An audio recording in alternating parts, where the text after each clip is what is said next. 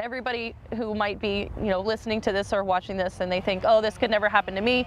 I was that person and this did happen to me. So it was a tragedy that made headlines around the country. 3-year-old Cecilia Chavez died in August after she was accidentally left in a hot SUV in an Edmond driveway. You see her there. Today, on what would have been her 4th birthday, her mom answers the question so many of you had after this happened. What and how exactly did this take place? KFCO's Evan Onstadt joining us tonight. And Evan, you talked exclusively to Cecilia's mother.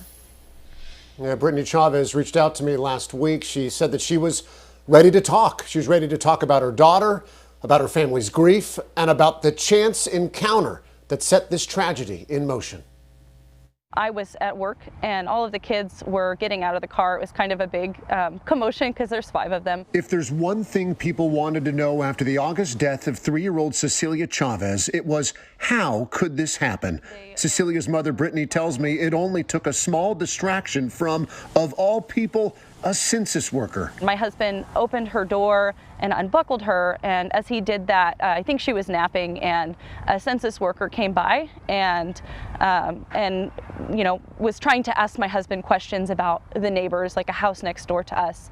So he walked behind the car to talk to the census worker. Brittany says that conversation lasted maybe a couple of minutes, and when it ended, all of the kids were inside playing in their rooms. At least that's what Joseph Chavez thought and continued to think as he stayed busy doing work around the house. The entire time, little Cecilia was inside that hot SUV. Police later told us she stayed there for anywhere from 4 to 6 hours. At the time when it first happened, I didn't realize exactly how, but as more details became clear, it was, easier to understand that it was just a really horrible, tragic accident. Officials last month agreed, declining to file charges against Joseph.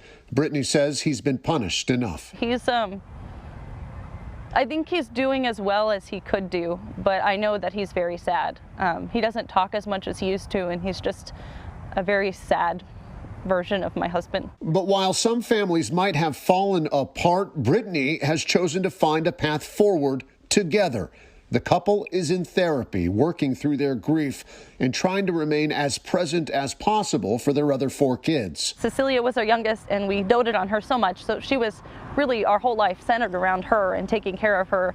And now that she's gone, we have to find a new way to live. I get very sad when I see other children around Cecilia's age, especially little girls, because it makes me remember her, and I still haven't worked through all those feelings yet. One feeling Brittany says she does not have is anger towards the overwhelming and often hateful statements made on social media. You don't hold it against people that did react negatively? No, not at all.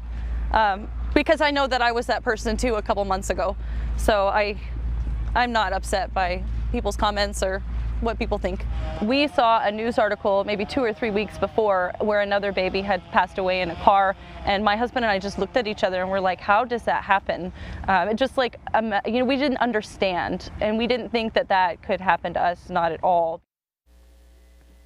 But it does happen. In 2019, a record 31 children died in hot cars in this country after they were left there accidentally. Brittany told me if there's one thing that she wants people to take away from this, if you're watching this now, she says, please do not interrupt parents while they are in the process of getting kids out of the car. As we saw, sometimes the smallest distraction can lead to the biggest tragedy.